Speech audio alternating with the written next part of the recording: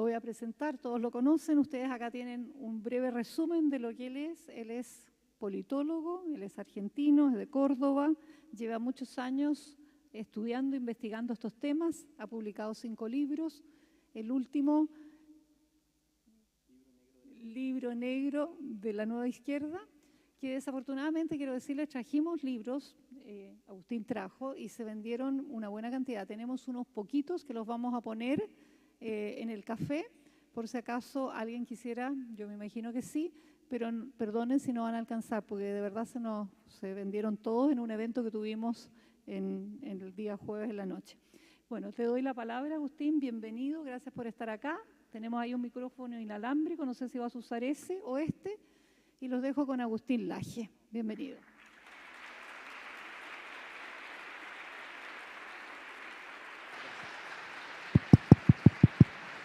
Muchas gracias. Muchas gracias y muy buen día. Verán que mi voz no es óptima y sin embargo es mucho mejor la voz que tengo hoy que la que tenía hace 2 días cuando llegué a Chile y tuve que dar una entrevista en Radio Agricultura que no sé muy bien qué se entendió, si es que algo se entendió, porque mi voz era peor que la de hoy. Muchas gracias a Fundación Desarrolla, gracias a Óscar Almazán, gracias a Delia del Gato, gracias a Marcos, gracias a toda la gente que integra la fundación, gracias a la gente que ha estado auspiciando este evento, gracias al diputado que vino y abrió el evento con unas magníficas palabras, gracias a todo el público interesado. Hemos tenido 700 y pico de inscripciones, es por eso que en el otro lado hay un salón donde recién fui a saludar a la gente, porque acá ya no cabe más gente, entonces están viéndolo vía streaming en pantalla gigante. En otro salón, otra gran cantidad de gente que también quería seguir el curso. Bien digo, lo que hoy vamos a tener es un curso, es un seminario. Habitualmente yo doy conferencias. Las conferencias habitualmente no me gustan, porque a mí me gusta hablar mucho.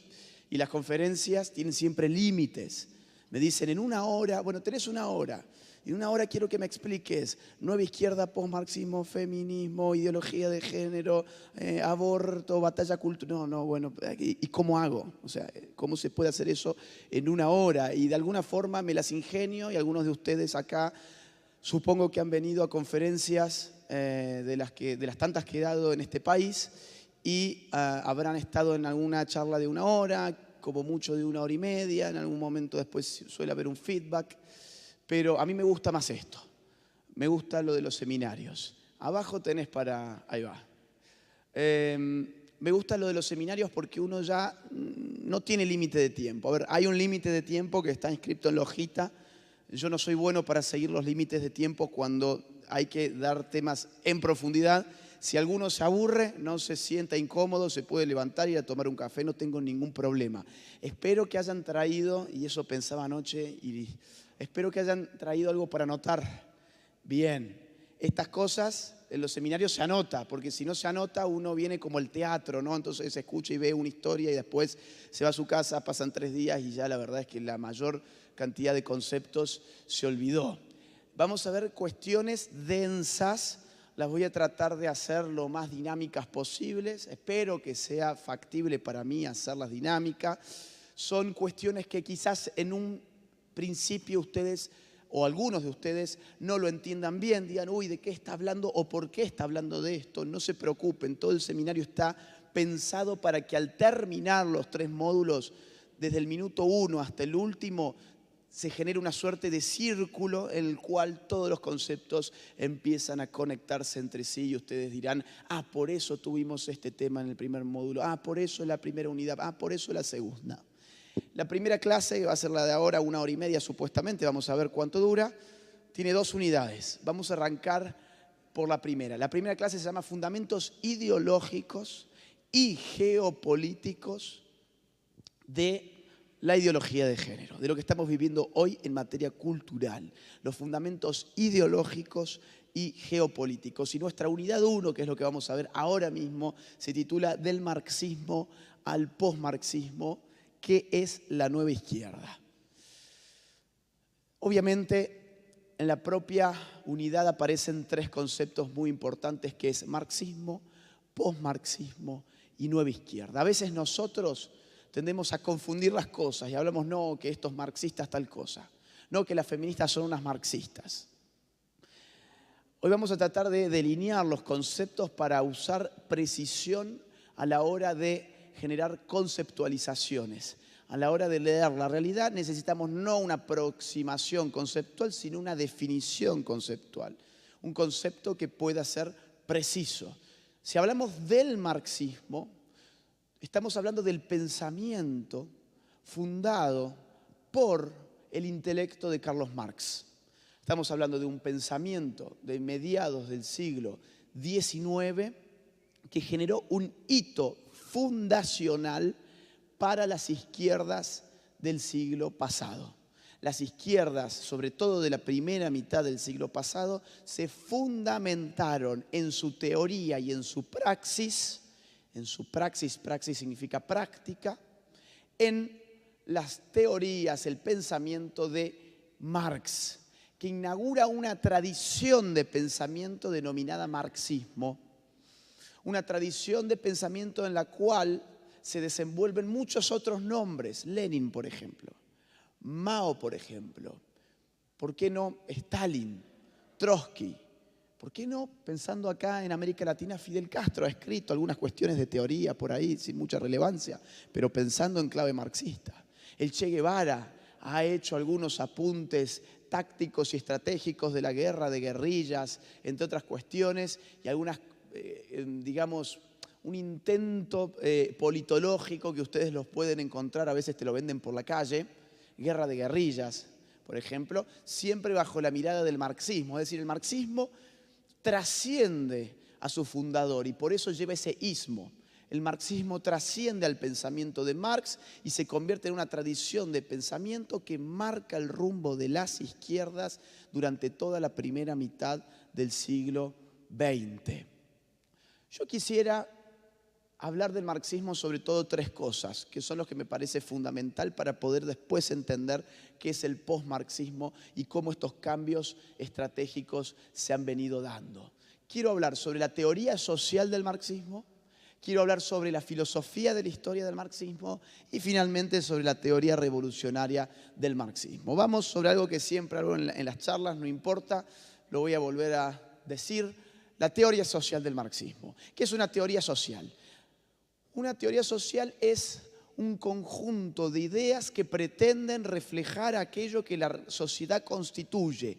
Cómo está constituida la sociedad significa también poder dar respuesta a cómo funciona la sociedad. ¿Cómo está compuesta una casa?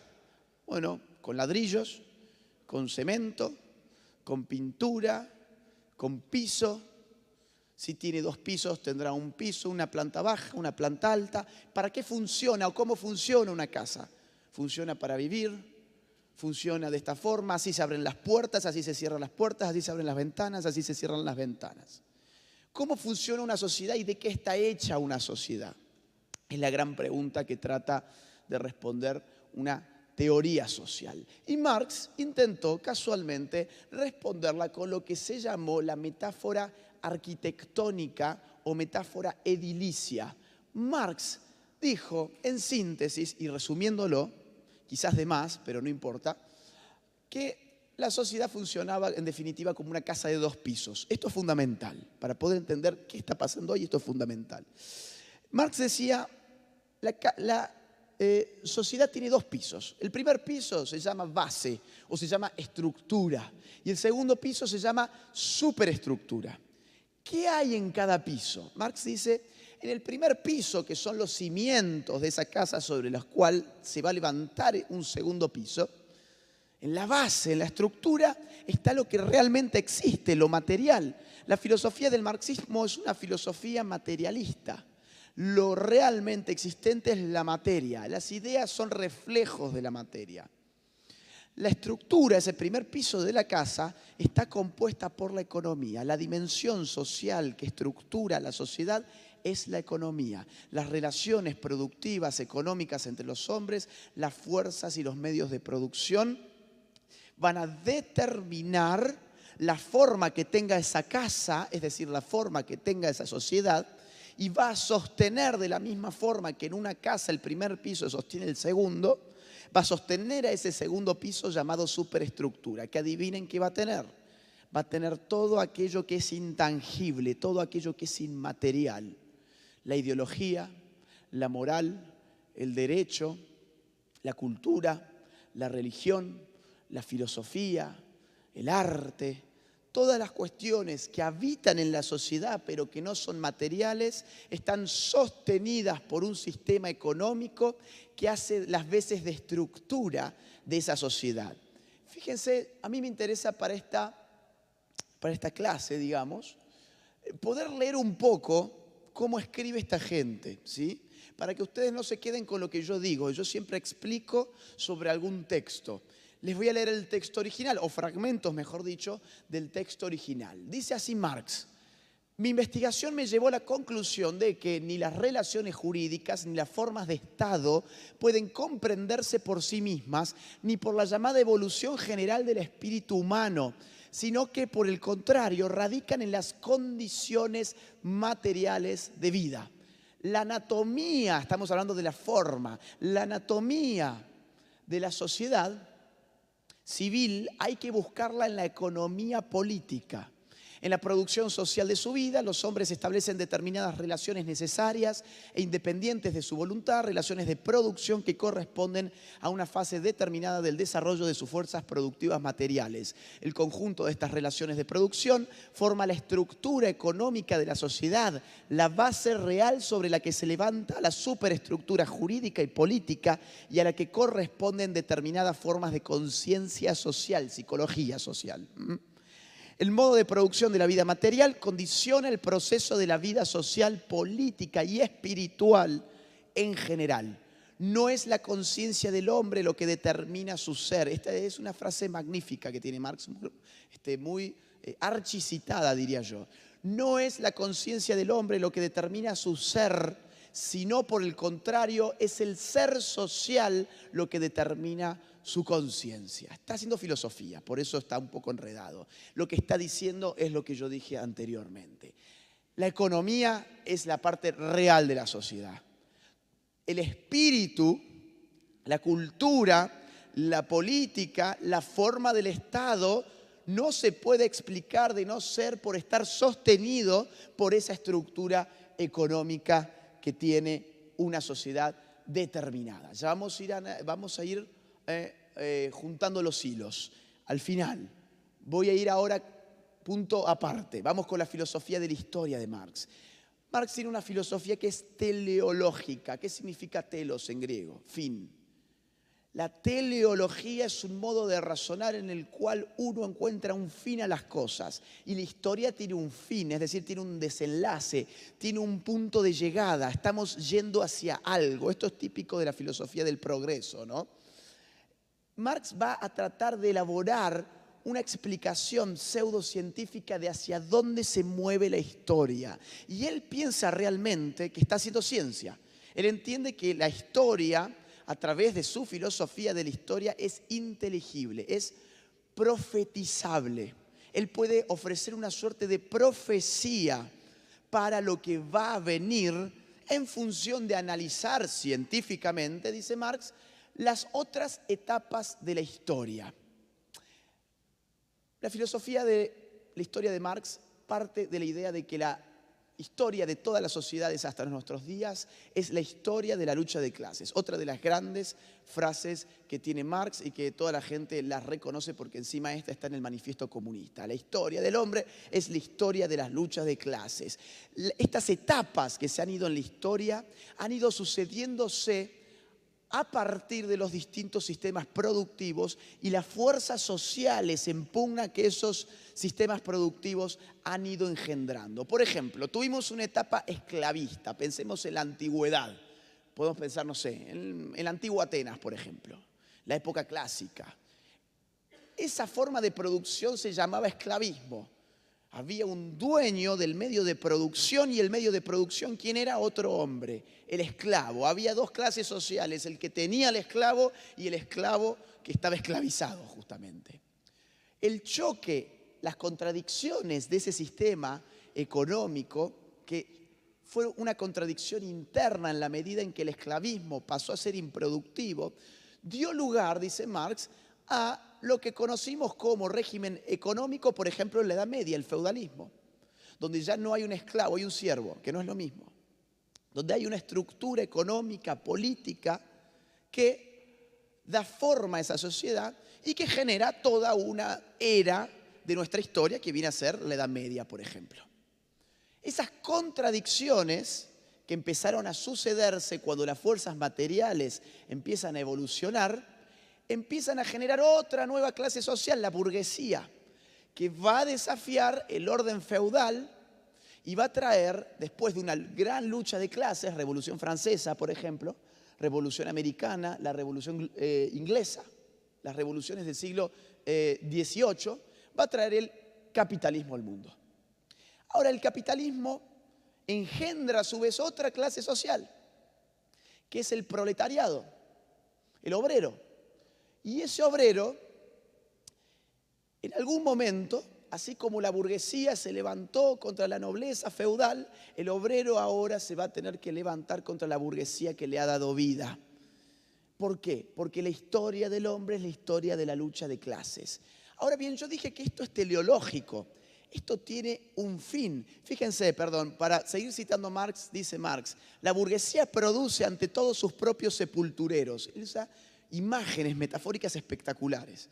Su hundimiento y la victoria del proletariado son igualmente inevitables. Esa es la teleología. La profecía de Marx es que hay una victoria que es inevitable. Así como fue inevitable que la burguesía acabara con el régimen feudal, que el feudalismo acabara con el esclavismo, es inevitable que el socialismo acabe con el capitalismo.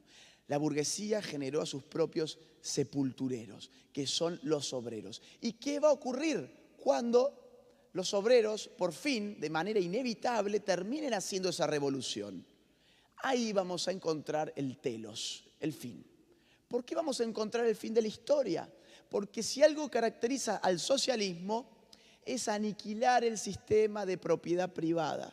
Y es el sistema de propiedad privada el que genera clases sociales. Lo que genera una clase social es tener o no tener. Si yo aniquilo el propio concepto de tener, porque todos podemos tener, dice la izquierda, no va a haber más clases sociales. Si no hay más clases sociales, la clase obrera como un Cristo que se inmola en la cruz, esto tiene mucho de religión. Que no tenga a Dios no significa que no tenga una estructura religiosa. La clase obrera, de forma inevitable, va a traer el paraíso a la tierra inmolándose a sí misma, como Cristo en la cruz. ¿Por qué razón se inmola la clase obrera? Porque al aniquilar al pecado, al aniquilar a la burguesía, acaba con el sistema que da vida a la clase social y por lo tanto deja de tener sentido en tanto que clase social. El último momento de la historia, el último movimiento de la historia es el obrero aniquilando el sistema de propiedad privada y aniquilándose a sí mismo al mismo tiempo. Y como la política, el Estado, la moral, el derecho, la religión, la ideología estaban fundamentadas en qué cosa, en la estructura social, todo eso se va a caer. Vamos a quitar ese primer piso económico y todo lo demás se va a venir abajo. No nos va a hacer falta más derecho, porque el derecho, dice Marx, está pensado para la protección de aquellos que tienen la propiedad privada. No vamos a necesitar más la religión, porque la religión está pensada para consolar a aquellos que no tienen la propiedad privada y que no hagan la revolución. Estoy hablando como Marx. No va a hacer falta más Estado, porque el Estado es la organización que mantiene el orden entre las clases sociales. ¿Y qué vamos a tener? El paraíso en la tierra. Vamos a tener el paraíso en la tierra. Esto es muy religioso, insisto. ¿A qué dio lugar esta teoría? La estrategia revolucionaria. ¿A qué dio lugar? A todo lo que hemos visto en el siglo XX. Hemos visto, no sé, el Che Guevara, Fidel Castro en Cuba, el Che después se fue a Bolivia, Lenin, Stalin en Rusia, entre otros. Mao Zedong, la Revolución China. Las guerrillas en América Latina, la FARC, por ejemplo, en Colombia. El MIR en Chile, los montoneros en la Argentina, LERP en la Argentina, los Tupamaros en Uruguay, Sendero Luminoso en Perú, entre tantas otras guerrillas que hemos vivenciado en el siglo XX y que en suma estas ideas se llevaron la vida de más de 100 millones de personas.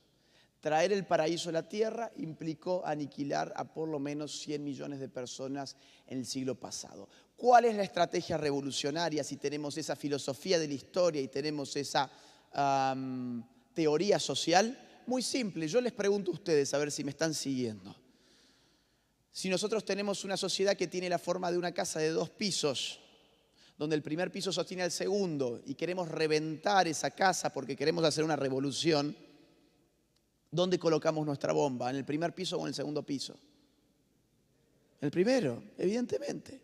Porque si la colocamos en el segundo, no solamente vamos a dejar intacto el primero, que es el que realmente importa, sino que encima vamos a destruir cosas que son fantasmagóricas, la moral, el derecho, la ideología, cosas que ni siquiera existen, que existen para proteger lo que está en el primer piso. Y si encima tenemos una filosofía de la historia que nos dice que la historia del hombre es la historia de la lucha de clases y que la victoria del socialismo es inevitable y que va a venir un fin en la historia después del último movimiento histórico que dará la clase obrera, ¿a dónde tenemos que ir a revolucionar a la gente? ¿A las fábricas o a la marcha LGBT? A las fábricas. La clase obrera está en las fábricas. El campesinado como clase social está en el campo. Entonces, ¿por qué la izquierda abandonó las fábricas? ¿Por qué la izquierda abandonó el campo?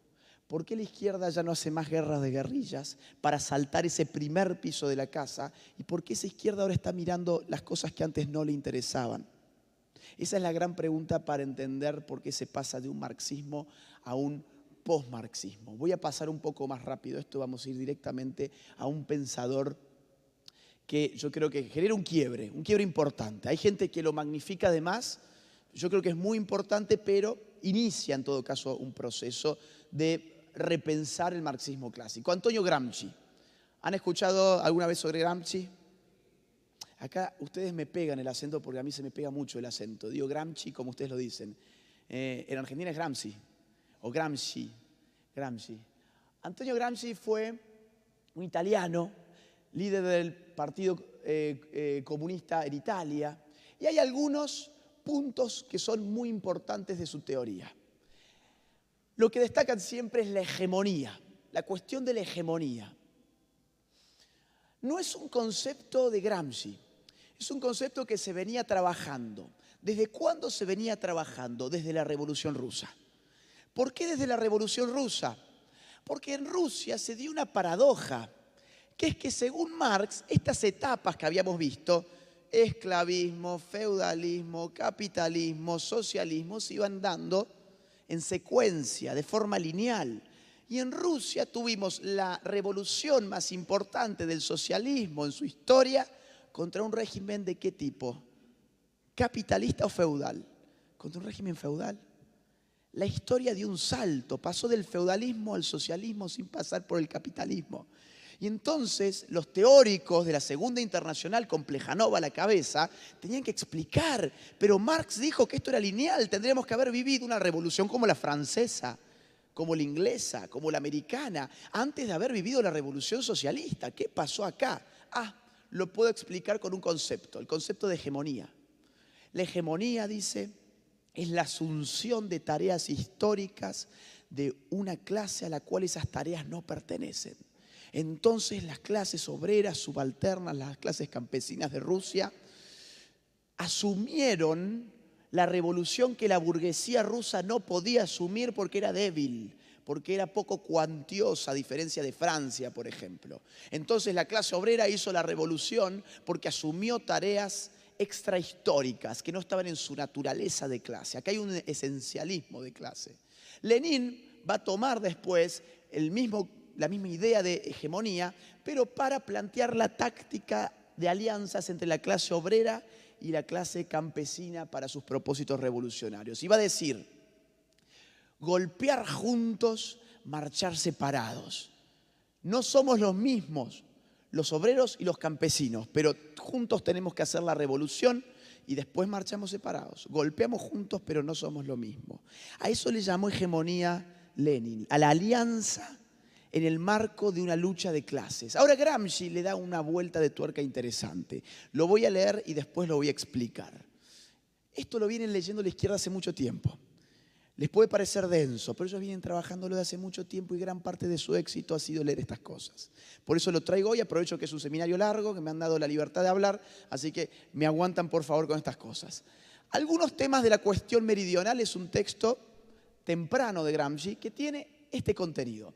El proletariado puede convertirse, dice él, en clase dirigente y dominante en la medida en que consigue crear un sistema de alianzas de clase, esto es Lenin, que le permita movilizar contra el capitalismo y el Estado burgués a la mayoría de la población trabajadora, en la medida en que consigue obtener el consenso de las amplias masas campesinas. En consecuencia, es una función del hecho de comprender las exigencias de la clase que representan los campesinos, incorporar esas exigencias a su programa revolucionario de transición, plantear esas exigencias entre sus reivindicaciones de lucha. Ustedes dirán, ¿y qué importa esto? No, importa mucho, porque esto no es golpear juntos y marchar separados. Esto es fusionar a las clases sociales, comprendiendo las exigencias del programa de lucha de otra clase social. Ahora es golpear juntos y marchar juntos. Generar, dice Gramsci, lo nacional popular. ¿Conocen el término? Estuvo muy de moda en los últimos años. Ese concepto no es nuevo, es de Gramsci. Él explica lo nacional popular precisamente a partir del concepto de hegemonía. La idea de que las clases sociales no solamente deben hacer juntas la revolución, sino que ideológicamente deben fusionarse. Esto empieza a destartalar al marxismo, porque el marxismo siempre pensó que la clase social era algo esencial, que tenía una identidad fija, que tenía un programa fijo, que tenía intereses de clase fijo. Y acá Gramsci empieza a meterse con el tema de la cultura para ver cómo fusiona los intereses de los campesinos con los obreros. Él dice, el Estado, él también redefine el Estado, esto también es muy importante. El Estado, dice Gramsci, es sociedad política más sociedad civil, es decir, hegemonía acorazada con coerción. Habíamos visto que era el Estado recientemente para el marxismo clásico. Yo les dije, el Estado es una estructura de dominación sobre la sociedad para perpetuar el sistema económico. Ahora Gramsci dice, sí, está bien, domina, pero ¿cómo domina? Domina con coerción, con la fuerza, claro, pero también domina con hegemonía. ¿Y qué es la hegemonía? Es la dominación cultural. Acá se abre una perspectiva muy interesante para la izquierda, porque ahora el Estado no va a ser visto como un enemigo a derrotar para llegar a ese fin de la historia donde no hay Estado y donde todos somos felices sin un marco normativo ni nada. Ahora, la izquierda entrevé la posibilidad de dominar ese Estado dominando aquello que de hegemonía tiene ese Estado. Eso significa dominando la cultura. Eso es lo que está pasando hoy. ¿En qué medida? En que la centro derecha se conforma con manejar la economía de mercado. ¿Y qué dicen? No, déjenos a nosotros la parte técnica, la parte de la sociedad política, la parte de la coerción. Déjenos a nosotros las cuestiones tecnocráticas de los estados porque nosotros sabemos generar riqueza. Y la izquierda hoy en día, ¿qué te dice? Ok, quédate con eso. Total, yo voy a manejar la otra gran variable del Estado, que es la hegemonía. ¿Y quién dice? Si el Estado es hegemonía acorazada con coerción, ¿puedo yo modificar el rumbo de la coerción a partir de la hegemonía? La lucha ahí pasa a ser cultural. Se abre por lo menos la perspectiva de hacer una lucha cultural. Temas que por tiempo las voy a tener que pasar. Guerra de posiciones. Él habla de que ahora justamente la revolución ya está vedada, ya no se puede hacer una guerra de guerrillas, no sé, en Francia y hacer la revolución francesa en clave de izquierdas. Dice, ahora hay que hacer una guerra de posiciones. Y una guerra de posiciones es una guerra cultural. Entonces Gramsci va a hablar sobre los intelectuales, define al intelectual orgánico, al intelectual tradicional y define al propio Partido Comunista como un intelectual colectivo. Ya no es un revolucionario, ya no es un obrero esos del arte soviético con la hoz y el martillo, el obrero musculoso. Hoy el sujeto del PC es un intelectual colectivo. ¿Por qué? Porque lo que hoy se plantea es una lucha cultural. Esos son algunos conceptos interesantes de Gramsci para poder entender todo lo que sigue. Vamos a algo más interesante todavía. Escuela de Frankfurt. ¿Alguien escuchó alguna vez algo de Escuela de Frankfurt? Si me alzan la mano me van a ayudar a saber más o menos por... ¡Epa! Bueno, bien. Un 25% más o menos. La Escuela de Frankfurt es lo que comúnmente se denomina el marxismo cultural.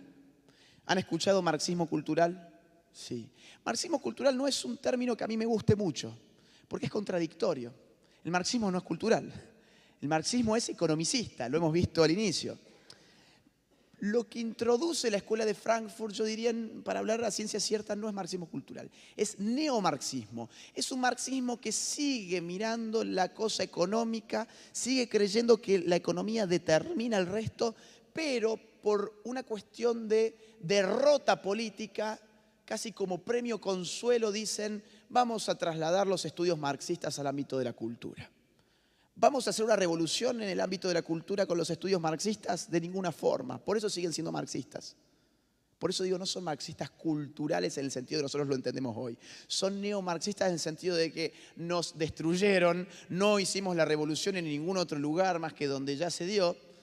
No vamos a poder hacer en nuestros países, dicen estos, desde Occidente. Así que por lo menos critiquemos a la cultura con la óptica marxista.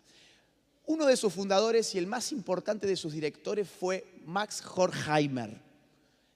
La Escuela de Frankfurt se fundó en el año, si mal no recuerdo, 1922. La financió un multimillonario, Felix Weil, vivió en Argentina, de origen alemán, y armó este grupo para estudiar, un grupo de intelectuales en Frankfurt, para estudiar el antisemitismo que ya se empezaba a respirar. Imagínense, estamos cerca de la Segunda Guerra Mundial, estamos próximos. Y esta gente marxista dijo, ok, dame la plata, y la verdad es que se ocuparon de otra cosa. Se ocuparon a hacer estudios culturales desde la óptica marxista. Lo interesante de la Escuela de Frankfurt es que va a poner sobre todo su vista en dos cuestiones. En la familia, en la autoridad, y sumo una tercera, en la sexualidad. Max Horkheimer va a abrir la cuestión de la familia, de par en par, algo que no había interesado mucho. Es decir, Engels, el socio intelectual de Marx, había publicado en el año 1884 un libro llamado El origen del Estado, la familia y la propiedad privada. Algunos de ustedes quizás lo conocen porque tiene una frase muy célebre que dice, en la familia el hombre es el burgués y la mujer es el proletariado. Pero él explicaba a la familia simplemente a partir del movimiento económico. Él decía, ok, la familia monogámica es el resultado de que la propiedad privada apareció y el hombre tuvo el incentivo de querer saber quiénes eran sus hijos, y si no había monogamia, entonces las mujeres se acostaban con muchas personas y entonces ¿quién era tu hijo? No lo sabés y tenés que heredar tus bienes. Entonces, ese tipo de explicación economicista es lo que impregna este texto de Engels. Ahora, Max Horkheimer va mucho más allá y dice cosas como las siguientes. Dice, el proceso de producción influye en los hombres, Engels. Pero no solo en la forma directa y presente, tal como ellos lo viven en su trabajo, sino también en la forma en que aquel se conserva, mediado en las instituciones relativamente estables, es decir, de transformación lenta, como la familia, la escuela, la iglesia, las organizaciones artísticas y otras semejantes. Es decir, el orden social tiene instituciones que conservan ese orden a largo plazo. Una de esas instituciones es la familia. Todas las instituciones y procesos en todos los dominios de la cultura, en tanto actúan sobre el carácter y los actos de los hombres, aparecen como momentos de conservación, y ahora viene lo importante, o bien de disolución de la dinámica social, y según los casos, constituyen la argamasa de un edificio todavía en construcción, la masilla que reúne artificialmente partes que tienden a separarse o una parte del explosivo que destroza el todo con la primera chispa. ¿La familia qué es en la casa de Marx? Teníamos 2 pisos. Ahora, Marx no nos dijo cómo estaban pegados esos dos pisos. Él sí, la familia. La familia es el que conecta la estructura y la superestructura. La familia, al socializar, al transmitir la cultura, está transmitiendo un hábito económico también. Está transmitiendo, dice él, una estructura autoritaria, una estructura de jerarquía, una estructura de trabajo dócil.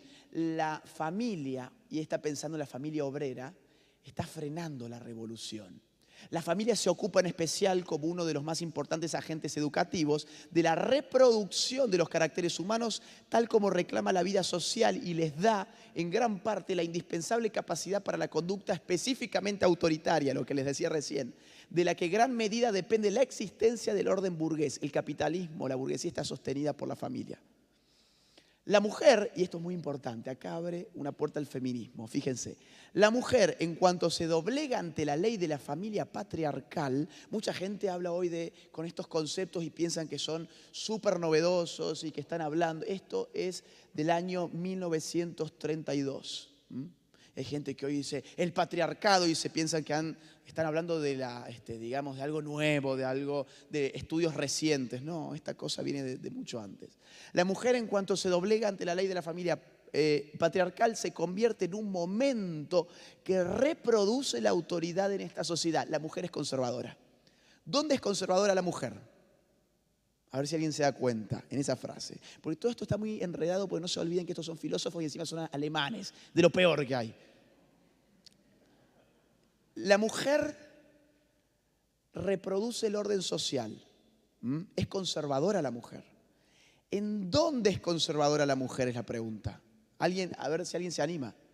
¿En qué contexto la mujer es conservadora? ¿Cómo? Ahí lo dijeron. ¿Perdón? ¿En la familia? Está ahí. En la familia, la mujer es el dispositivo que estabiliza y conserva el orden social. ¿Por qué razón? Porque lo que él mismo está viendo. Vamos a agitar a la fábrica, el obrero se envalentona y dice, sí, voy a hacer la revolución. Vuelve a su casa, la mujer le pega una cachetada y le dice, vos andá a trabajar que tenés que traer el pan a la casa. Claro. Digo, yo lo paso así. Esto está todo con un lenguaje filosófico intrincado, ¿no? Porque tienen que escribir así, porque son académicos. Pero lo que está diciendo es eso. La mujer, en la medida en que tiene familia, nos está frenando la revolución.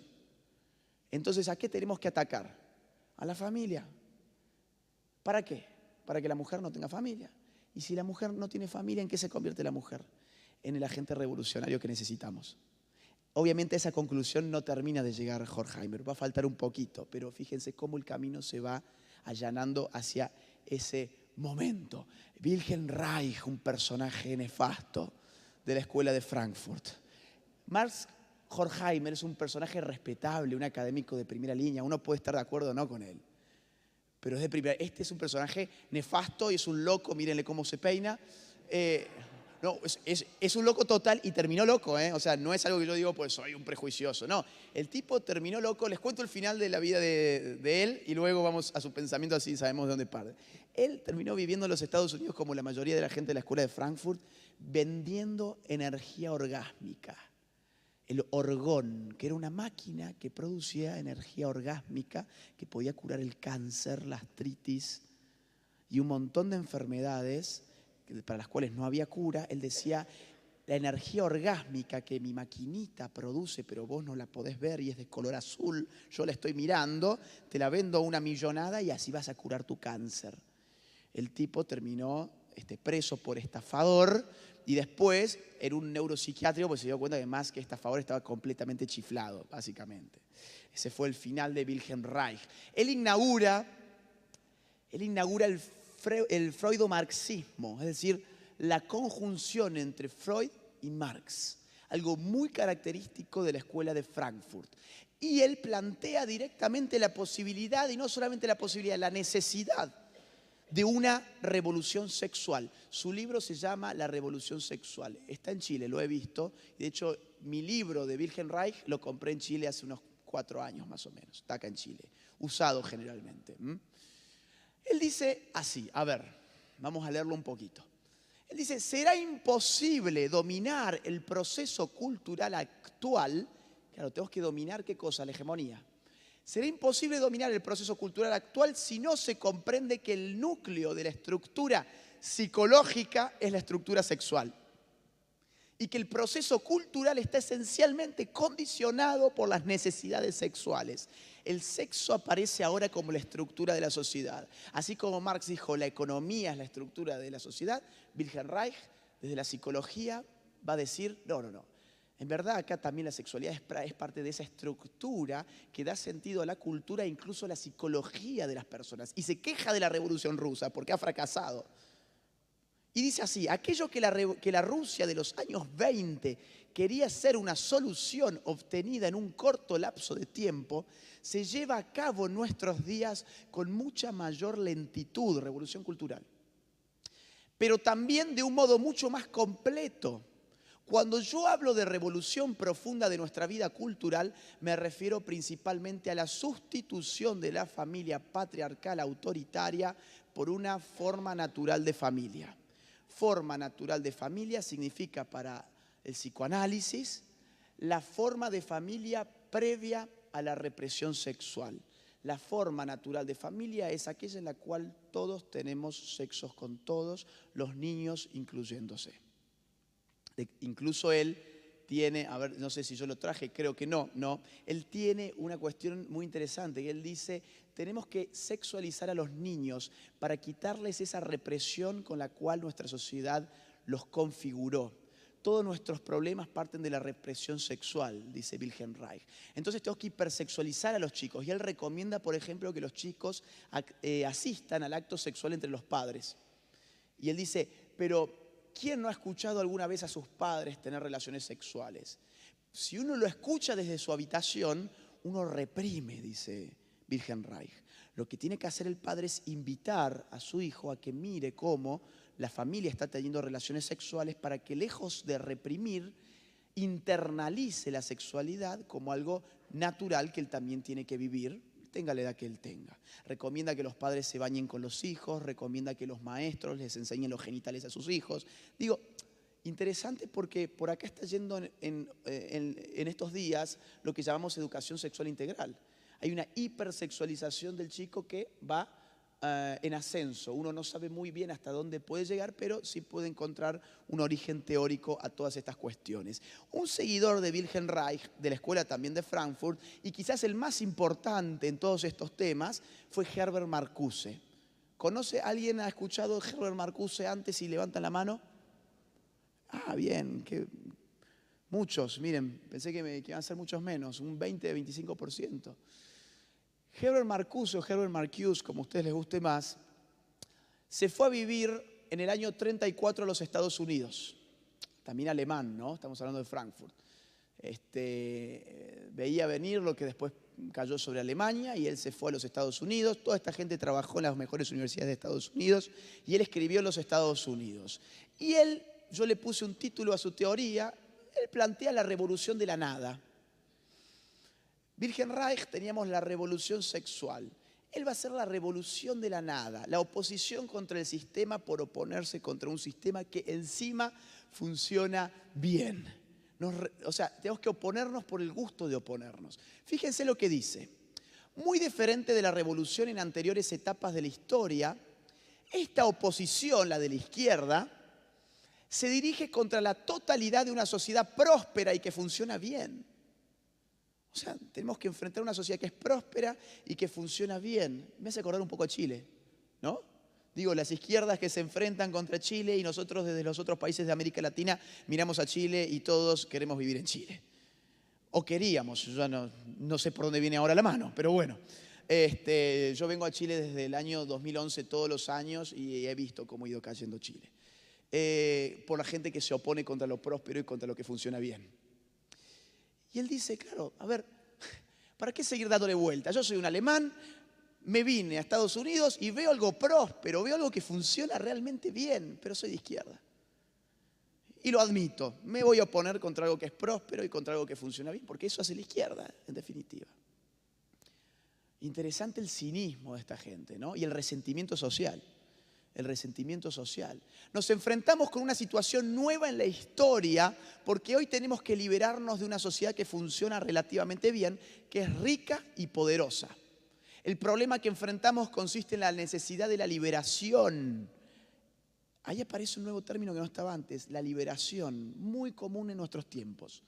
No de una sociedad pobre, ni de una sociedad en desintegración, ni siquiera en la mayoría de los casos de una sociedad terrorista, sino de una sociedad que desarrolla en gran escala las necesidades culturales del hombre, así como las materiales. Una sociedad que, usemos el lema, distribuye las mercancías entre una porción cada vez mayor de la población. Nos reventaron la teoría de Marx. ¿Por qué razón? Porque el obrero iba a hacer la revolución conforme el etapismo de la filosofía de la historia cuando su miserabilidad fuera tal que no resistiera más ese sistema. El obrero, con una vida paupérrima de explotación, de miseria, de hambre, va a tener que hacer la revolución o muere. Esa era la idea de Marx, va a tomar la conciencia de clase por las condiciones objetivas, pero ahora las condiciones objetivas cambiaron. Y ahora las condiciones objetivas nos dicen que vivimos en una sociedad bien, próspera, la gente tiene mercancías, el obrero tiene automóvil, el obrero tiene su plasma, el obrero ve Game of Thrones. ¿Y qué hacemos? ¿Y qué hacemos? Liberémonos. ¿De qué? De la totalidad. ¿Y qué significa eso? La totalidad. ¿Qué es la totalidad? Esto, otra vez. Revolución sexual. La noción de un orden instintivo no represivo debe ser probado primero en el más desordenado de todos los instintos, la sexualidad. Queremos liberarnos, queremos no represión, donde hay que acudir es a la liberación. ¿De qué? De la sexualidad que representa la totalidad en última instancia, de nuestra represión. ¿Cómo explica él? Lo voy a hacer así esquemáticamente como en los colegios. Él dice, este es el análisis de Herbert Marcuse. Él dice, el hombre por naturaleza vive en escasez. ¿Estamos todos de acuerdo? Hay escasez. Para vivir bien y para superar esa escasez el hombre tiene que trabajar. Lo cual al hombre lo lleva a vivir en un principio de realidad, esto es psicoanálisis. El principio de la realidad sustituye al principio del placer de Freud, que es cuando uno está en una instancia en la cual piensa que la vida es maravillosa, cuando está adentro de la panza de la madre, y se da de cabeza contra la pared de la realidad cuando dice, no, tengo que ir a trabajar, esta es la realidad. Yo tengo que comer y para comer tengo que trabajar y la realidad no me gusta, no me genera goce, no me da placer. Entonces, escasez genera trabajo, lo cual nos devuelve a un mundo real, al principio de la realidad. El capitalismo, por su parte, genera abundancia. Él lo reconoce, está viviendo en los Estados Unidos. Sí, genera abundancia, una sociedad próspera, dijo anteriormente. Pero el capitalismo genera una mala distribución. Y esa mala distribución hace necesario el trabajo de nuevo. Sí, 2 puntos, y esta es la tesis de Marcuse. Distribuimos de forma socialista la abundancia que genera el capitalismo, es el socialismo de nuestro siglo ese, Sí, vuelvo, distribuimos con el socialismo la abundancia que genera el capitalismo y nos aprovechamos de la tecnología autómata, la automatización y la planificación económica y distributiva de las mercancías, vamos a tener menos trabajo y vamos a poder desublimar, lo cual significa que las energías sexuales que antes dejábamos de lado para ir al trabajo, hoy van a realizarse plenamente y yo voy a poder estar teniendo sexo todo el día, básicamente. Gozando el placer, el eros. Esto es importantísimo porque genera un espejo entre la revolución socialista y la revolución sexual. Yo ya no te ofrezco solamente el socialismo porque quiero que no seas pobre. No, si eso te lo está dando el capitalismo. Yo te estoy ofreciendo el socialismo para que directamente no tengas que trabajar y puedas desublimar tus energías sexuales y realizarte sexualmente. El problema, obviamente, es que el socialismo no funciona bien bajo la realidad actual.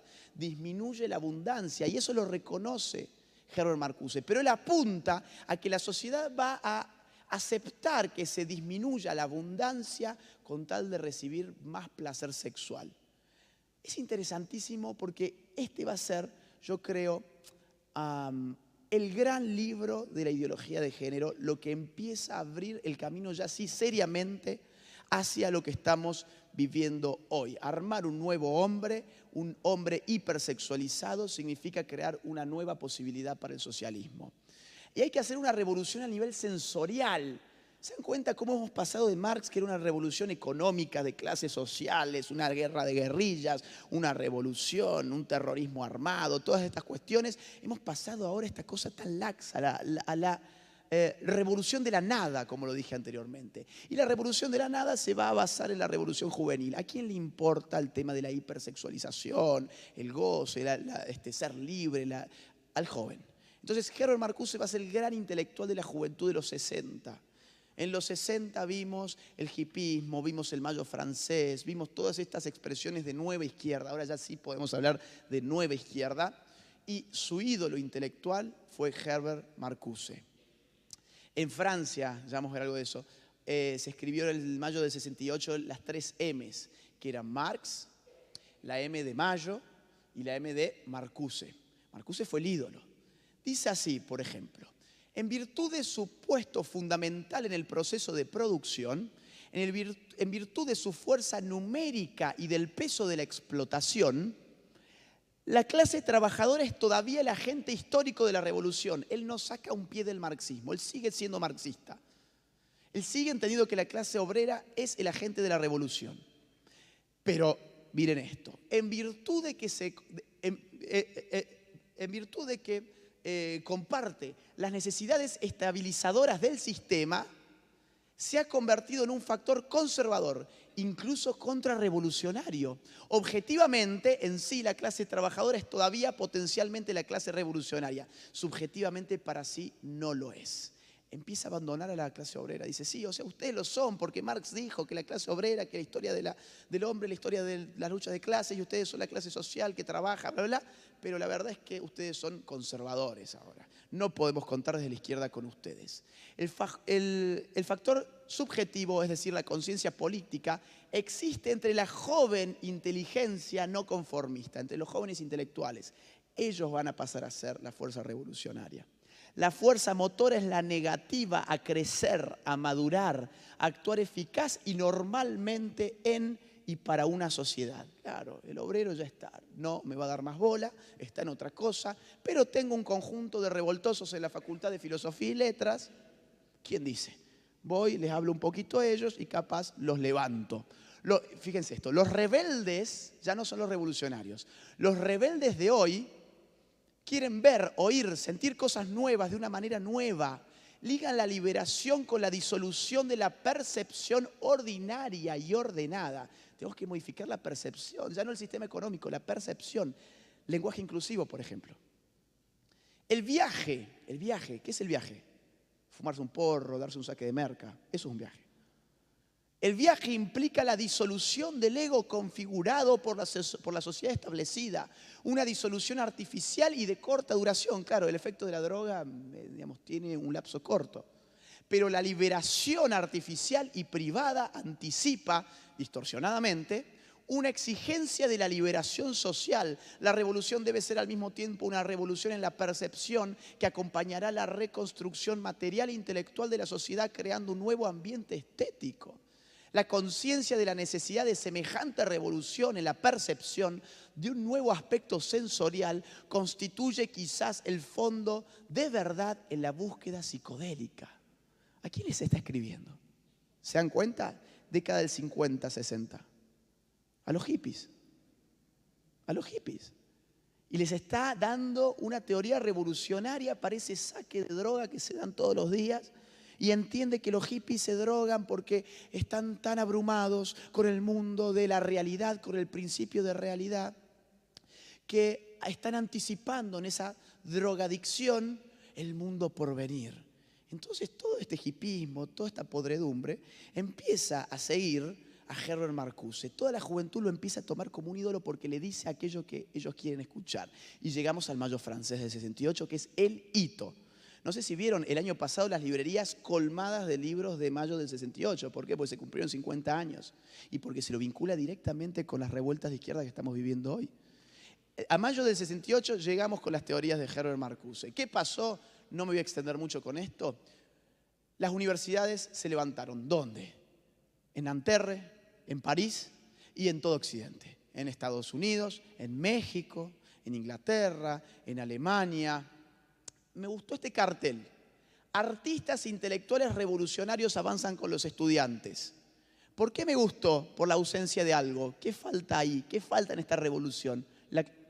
¿Perdón? La clase obrera. ¿Qué hizo la clase obrera? ¿Qué hizo el Partido Comunista francés? Denigró al Mayo francés. Decían, esto no es una revolución. Los estudiantes no son una clase social y en general son burgueses, decían. Son pequeños burgueses y burgueses, no son revolucionarios, pero hoy tenemos artistas intelectuales avanzan con los estudiantes. Seamos realistas, demandemos lo imposible. Yo les pregunto con lo que hemos visto de Marx. ¿Marx demandaba lo imposible o demandaba lo necesario históricamente? Demandaba lo que él pensaba que necesariamente se iba a cumplir.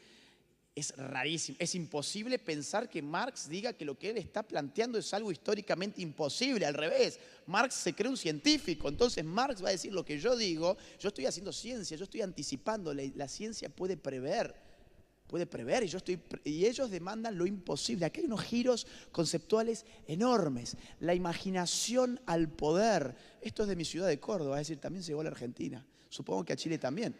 La imaginación al poder. ¿Qué iba a tener poder para Marx? ¿La imaginación? No, la ciencia marxista, la técnica de planificación centralizada marxista. No un tipo que se fuma un porro a ver qué se imagina que puede ser la sociedad y te dice qué tiene que ser la sociedad. Acá hay una transformación profundísima entre lo que pasa a ser la vieja izquierda y lo que pasa a ser la nueva izquierda. Esa transformación, hemos visto una suerte de genealogía apresurada. Esa transformación está dada por trasladar la idea de que la revolución se debe dar en la estructura económica de una sociedad a la superestructura cultural. Podemos modificar la sociedad ya no modificando la economía, sino modificando la cultura.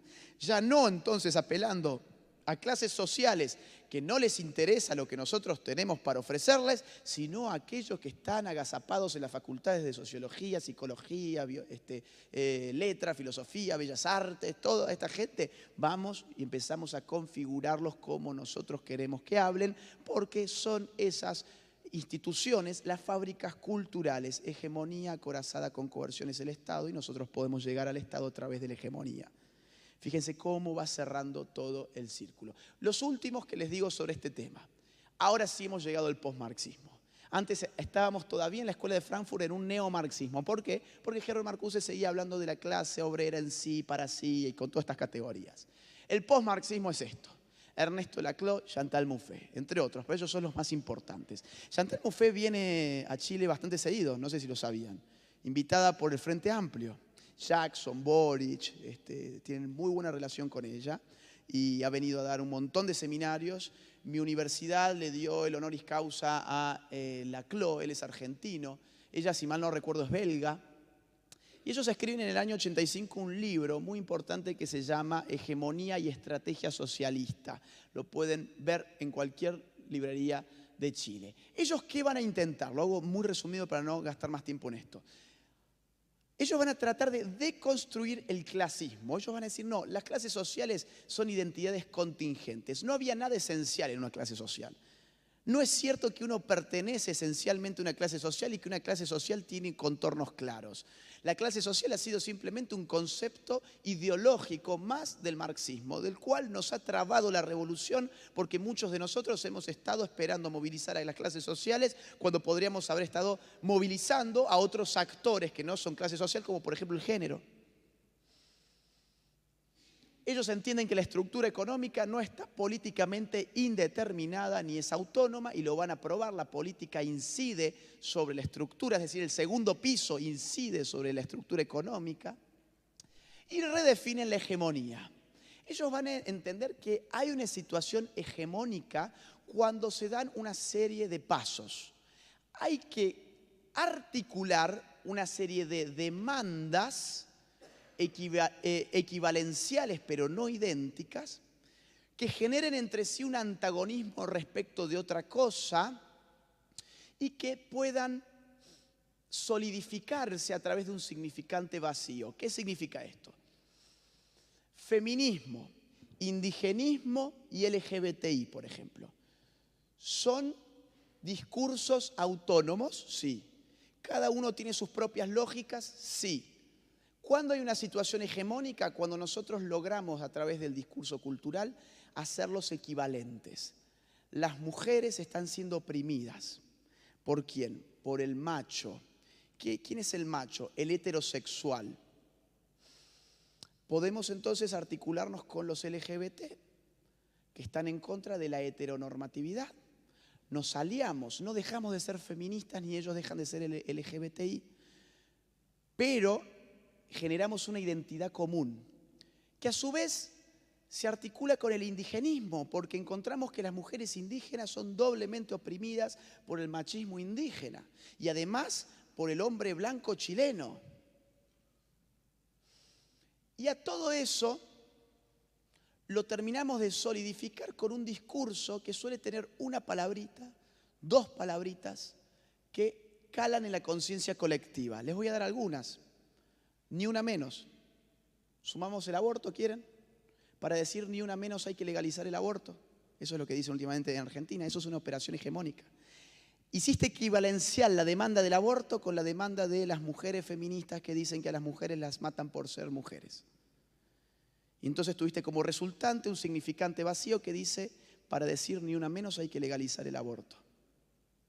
Vamos con otra, muerte al macho. Muerte al macho es un significante vacío. ¿Quién es el macho? ¿Qué es lo que significa perdido? Un macho puede ser una mujer, por eso es vacío. Un macho puede ser acá mi amiga que está allí sentada, que le han tratado de esa forma en la televisión. Un macho puede ser cualquier cosa que se oponga a mi ideología. Genero un ellos y un nosotros, una función antagónica, y yo defino mi propio terreno no aliando a los idénticos, sino hegemonizando a los parecidos. ¿Y quién tiene que instituir esta cadena equivalencial de demandas diferentes pero que se dan la mano en una lucha común? El socialismo. Por eso el libro se llama Hegemonía y Estrategia Socialista. ¿Y qué tenemos que hacer con la democracia? ¿Atacar la democracia? No, hay que servirse de la democracia. Dice así, es evidente que no se trata de romper con la ideología liberal democrática, sino al contrario, de profundizar el momento democrático de la misma, al punto de hacer romper al liberalismo su articulación con el individualismo posesivo. La tarea de la izquierda no puede ser, por tanto, renegar de la ideología liberal democrática, sino al contrario, en profundizarla y expandirla en las direcciones de una democracia radicalizada y plural. Leyes de cuotas, por ejemplo, ¿no?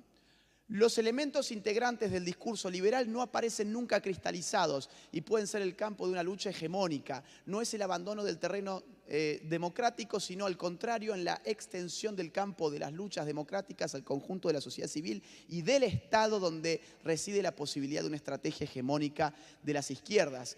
El término poco satisfactorio de nuevos movimientos sociales amalgama una serie de luchas muy diversas, urbanas, ecológicas, antiautoritarias, antiinstitucionales, feministas, antirracistas, de minorías étnicas, regionales o sexuales. Ahí están todos los nuevos sujetos que tenemos que hegemonizar. Lo que nos interesa de estos nuevos movimientos sociales no es su arbitraria agrupación en una categoría que los opondría a los de la clase, sino la novedad de los mismos, en tanto que a través de ellos se articula esa rápida difusión de la conflictuidad social a relaciones más y más numerosas, que es hoy día característica de las sociedades industriales avanzadas. Necesitamos generar el conflicto. ¿Cómo lo generamos? Buscando diversos grupos que sean conflictualizables por nuestro discurso político, que termine sirviendo a nuestros propósitos. Eso es el postmarxismo. Terminan de abandonar por fin a la clase obrera y dicen hegemonicemos. ¿A quién? Aquellos que puedan hacer lío, básicamente. Aquellos que puedan hacer lío. Unidad 2. ¿Me dan una media hora más? ¿Se aguantan media horita más? ¿Estamos como para dar media hora más? Unidad 2, los intereses geopolíticos. Yo estoy hablando de la parte de la izquierda, ¿ok? Y hay mucha gente que siempre dice, ay, pero vos nunca hablás sobre la parte geopolítica y que las finanzas internacionales y que la ONU, y es cierto, hay un hueco en el libro en ese tema, pero bueno, para eso está esta unidad. Los intereses geopolíticos sobre el género y el aborto. Claro, estas ideologías han servido también a otro tipo de intereses que no son simplemente ideológicos de izquierda. El tema del aborto está directamente vinculado con la eugenesia. Margaret Sanger fue la líder indiscutible del aborto en el mundo, en el siglo pasado. Fue la creadora de Planned Parenthood de los Estados Unidos y de la internacional Planned Parenthood, de la IPPF y de la PPFA. Ella crea la primera clínica de control natal en el año 1916 en los Estados Unidos. En el año 1921 funda la American Birth Control League. Fíjense, Liga Americana para el Control Natal. Ya no era, esta época no era Liga para que la mujer decida sobre su cuerpo. Esa es la propaganda actual, porque suena bastante chocante, ¿no? El control natal, suena medio nazi, ¿no? Suena un poco nazi y tiene bastante que ver con eso. En 1941 crea la PPFA, que es la Federación de Planificación Familiar de los Estados Unidos. Y en 1952, financiada por John Rockefeller III, acá hay mucha plata atrás de todo esto, y eso hay que tenerlo, hay muy buena ideología, que es lo que vimos en la unidad anterior. Ahora, hay mucha plata financiando también, porque encuentran que esta ideología sirve a ciertos propósitos. Financiada y muy bien por John Rockefeller III, funda junto con otras instituciones la IPPF. Perdón, para el año 1941, les cuento como dato, ya había 222 clínicas abortistas de control natal en los Estados Unidos. Es decir, la cosa ya había avanzado fuerte para cuando se creó la Planned Parenthood. ¿Dónde se crea la IPPF que hoy financia el aborto en el mundo y que financió, por ejemplo, la campaña en la Argentina, la campaña verde? En India. ¿Por qué en India? ¿Vieron la cantidad de gente que tiene India, no? Bueno, guarda con los indios, digamos, son cada vez más, ¿qué vamos a hacer con tanta gente? Eso estaba un poco en la idea de todo esto. Fíjense lo que dice, ¿no? El control de la natalidad es nada más ni nada menos que una ayuda para aligerar en algo el problema de los menos aptos y evitar su descendencia. Esto dice Margaret Sanger, la líder del aborto en el siglo XX y la que creó todas estas instituciones. Si hemos de hacer progresos raciales, este avance para la mujer debe preceder a la maternidad de cada una de ellas. Entonces, y solo entonces, puede que la madre deje de ser una incubadora. ¿Le suena esto? No somos incubadoras. Bueno, no es nuevo, gente, no es nada nuevo. Deje de ser una incubadora y se convierta en una madre de hecho. Entonces solo ella podría transmitir a sus hijos e hijas las cualidades que hacen fuertes a los individuos y de manera colectiva una mejor raza. ¿Cuáles son? ¿Qué es aquello que hace mejor a la raza y a los individuos? Los genes. Entonces podemos genéticamente darle forma a las futuras generaciones, aniquilando a los ineptos para que los aptos sean aquellos que puedan reproducirse, porque esos son los genes que a nosotros nos interesan. De hecho, ella tiene una frase tristemente célebre que es: más niños para los capacitados, menos de los incapacitados. Fíjense el aborto con la cuestión del síndrome de Down en los países nórdicos, ¿no? Cuando se sabe que es Down, se aborta y ya está. Y prácticamente no hay personas con síndrome de Down. John Rockefeller III crea la IPPF, crea el Consejo de Población, que hasta el día de hoy ustedes lo pueden buscar. Todas estas cosas las pueden buscar porque tienen sus sitios oficiales. No son teoría no son una teoría que leí en un blog, un blogspot.com. No, esto tienen todas sus páginas, sus sitios oficiales con sus reportes financieros, con toda la cuestión. El primer presidente del Consejo de Población, también de la década del 50, fue Frederick Osborne. Él fue uno de los fundadores de la Sociedad de Eugenesia Americana y fue ex secretario del Instituto Galton, que antes se llamaba Sociedad Eugenésica, cuando tenía su asiento en Londres. Una frase de este señor, por ejemplo, ¿no? Ley para prevenir, una frase sobre la ley nazi. ¿Se acuerdan que los nazis generaron un sistema legal para purificar la raza, no solamente aniquilando a los judíos, sino también controlando la natalidad de ciertas personas? Y él entendió que la ley para la prevención de la descendencia de enfermedades hereditarias del régimen nazi fue el experimento más emocionante que jamás se haya intentado. Él era un admirador del régimen nazi en cuanto a la cuestión genética y de control poblacional. Y él fue quien escogió John Rockefeller III para llevar adelante el Consejo de Población, que todos los meses saca una revista desde el año 62. Están todas indexadas, las pueden encontrar todas. Yo traje algunos ejemplos porque me interesó los temas que te plantea la revista del Fondo de Población. Fíjense, Malawi, Jordan, Lagos, Ghana, son siempre países del tercer mundo. Los estudios que esta gente realizan son siempre en lugares del tercer mundo. Les traigo algunas más antiguas. China, Malasia, Zambia, Ghana, Uganda, a ver si me da la vista, Brasil, Pakistán, no llego a ver bien el de arriba. Son siempre estudios en países del tercer mundo. Vamos a ver algún otro ejemplo. Uzbekistán, Vietnam. Acá menos lo voy a ver, pero acá hay una tabla donde dice también, son siempre países del tercer mundo. Esta revista se dedica a ver cómo está reaccionando, cómo el tercer mundo reacciona a la cuestión del aborto. En todo eso ellos focalizan todos sus intentos. Vamos a avanzar un poco más y vamos a irnos a la esfera estatal. Estábamos en la esfera de las ONGs.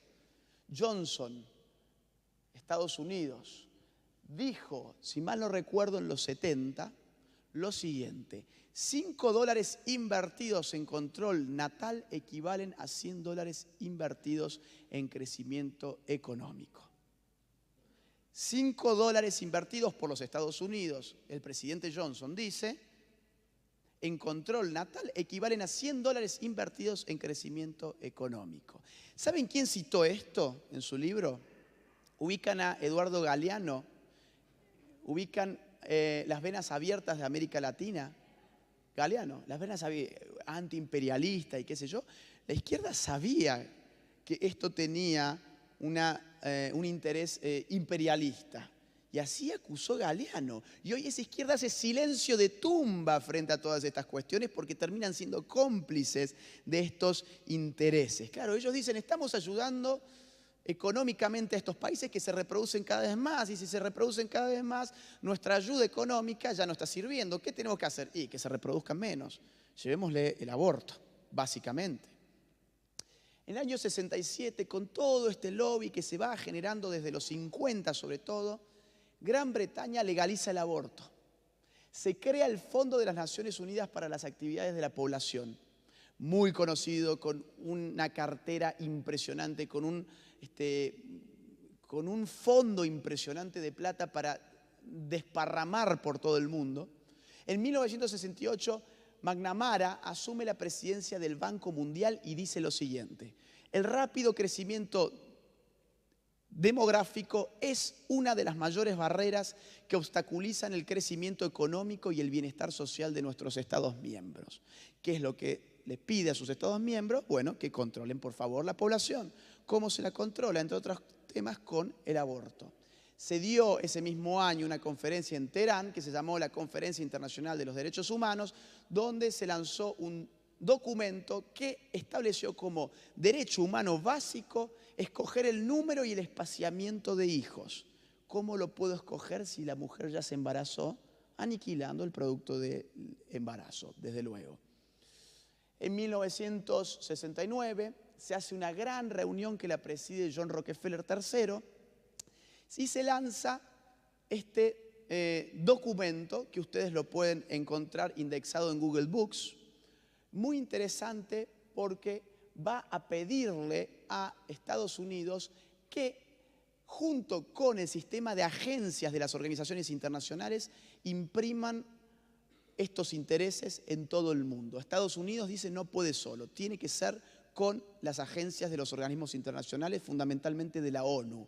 Y fíjense cómo lo recepta Nixon en sus memorias que incluyen los escritos que él hizo durante su mandato. Y en ese momento escribía lo siguiente: estoy muy impresionado por el alcance y el empuje del reciente informe del panel de la Asociación de las Naciones Unidas presidido por John Rockefeller III. ¿Qué cosa? Esto, ¿sí? Le pedí al secretario de Estado y al administrador de la Agencia para el Desarrollo Internacional, esa es una agencia que distribuye ayuda internacional desde los Estados Unidos, dar alta prioridad a la planificación familiar y de población. Similarmente, le estoy pidiendo a los secretarios de Comercio y de Salud, Educación y Bienestar y a los directores de cuerpos de paz y a la Agencia de Información de los Estados Unidos que presten mucha atención al asunto de la población cuando planean operaciones en el extranjero. En consecuencia, funda otra nueva institución que se llama la Comisión sobre el Crecimiento Demográfico y el Futuro de Norteamérica, que adivinen quién lleva la dirección, John Rockefeller III nuevamente. No por nada en el año 73 tenemos el gran fallo Roe versus Wade, que legaliza el aborto en los Estados Unidos. Al año siguiente, la conferencia de la ONU sobre la población y el desarrollo en Bucarest. 135 gobiernos, 14 agencias de la ONU. ¿Quién dijo no al aborto? América Latina y el tercer mundo en general. Dijeron esto es imperialismo contra nuestras naciones, contra nuestra cultura. Rockefeller en esa misma conferencia dijo lo siguiente: la planificación de la población ha de ser una parte fundamental de cualquier programa moderno, tal como lo reconocemos y lo aceptan los líderes de las naciones. O sea, para ser modernos tenemos que planificar la población. Y en el año 75 aparece otro fallo que es Planned Parenthood versus Fitzpatrick, que legaliza el aborto en niñas de hasta 13 años sin que sus padres lo sepan. O sea, esta agenda empieza a expandirse por todo este lobby, por toda esta presión. Voy a ir rápido porque ya tenemos poco tiempo. Esto es lo más importante. En el año 74, el famoso informe Kissinger. ¿Alguien escuchó algo sobre el informe Kissinger? Si levantan la mano. Bien, también son varios. El informe Kissinger fue un informe en el cual se estudió cuestiones de seguridad nacional vinculadas con el crecimiento demográfico en el mundo, en el cual primero que nada se planteó para el nuevo milenio 3 escenarios posibles. Según el peor, iba a haber 7.800 millones de habitantes, el mediano decía 6.400 millones y el de mínima 5.900 millones de personas. Y dice, tenemos que hacer algo porque donde más se reproduce la gente es en los países pobres. Usan los recursos naturales, generan contaminación y después encima quieren venir a vivir a los países ricos. Entonces, ¿qué tenemos que hacer? Controlar esos países significa garantizar nuestra seguridad. Cito algunos fragmentos del informe Kissinger. La política poblacional se convierte en relevante para el suministro de recursos y para los intereses económicos de Estados Unidos. No hay filantropía en el sentido queremos que la mujer disponga de su cuerpo y sea libre. Ese es el discurso para la gilada, para los tontos, para los idiotas. Esto es lo que se escribió en este informe que fue secreto, se desclasificó en los 90 recién. Y hoy lo pueden leer todos ustedes si quieren. Entonces, ¿para cuáles intereses está pensado esto? Para los intereses económicos de los Estados Unidos. La necesidad de programas a gran escala de información, educación y persuasión dirigida a disminuir la fertilidad. Tiene Estados Unidos, dice el informe, que impactar sobre los líderes de muchos gobiernos, especialmente de África y algunos países de América Latina. La asistencia del AID, que ya vimos que era, bilateral, es el instrumento más grande e invisible, la plata invisible que viene de estas agencias para ejecutar la política de los Estados Unidos en esta área. La cooperación de las organizaciones y grupos privados en el ámbito nacional, regional y mundial es esencial para el éxito de la estrategia bla, bla, bla. Estos grupos proveen intelectuales, apoyo a las políticas, etc.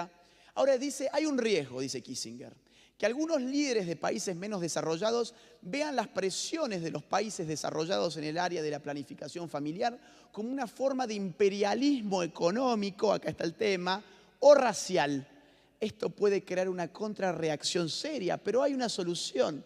Es importante tanto en el estilo como en la sustancia evitar la evidencia de coerción. Estamos ejerciendo coerción, pero que no se note, seamos amables.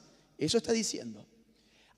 ¿Cómo? Afirmando repetidamente que tal apoyo deriva de una preocupación, ficticia por supuesto, con respecto a el derecho de la pareja individual a determinar libremente y responsablemente el número y espaciamiento de sus hijos y a tener información, educación y los medios para lograrlo.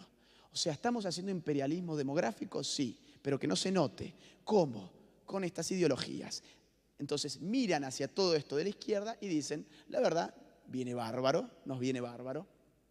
Recomiendan utilizar pagos directos, o sea, que se le pague a la población que acepte la planificación familiar, el aborto, por ejemplo. La esterilización. Y menciona algunos casos. Dice, exitosos como en la India, en los cuales los incentivos financieros junto con otros dispositivos de motivación se utilizaron para lograr en un gran número de hombres que se hicieran vasectomías. Felicita a India porque la gente se está haciendo estéril, básicamente. Destaca también el informe que la esterilización en varones y mujeres ha recibido amplia aceptación en varias áreas cuando el procedimiento es simple, rápido y seguro.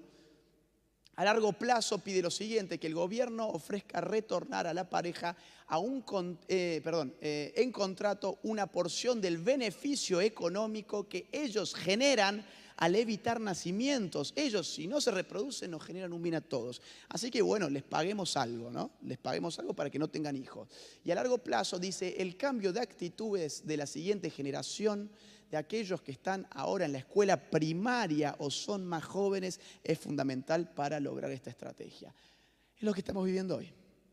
Y está todo escrito, esto fue secreto, fue dirigido a lo más alto del poder de los Estados Unidos, se desclasificó en los 90 y eso es lo que estamos viendo hoy. Gerald Ford, en el 75, con otra resolución nacional, dijo lo siguiente: creo que el liderazgo de los Estados Unidos es esencial para combatir el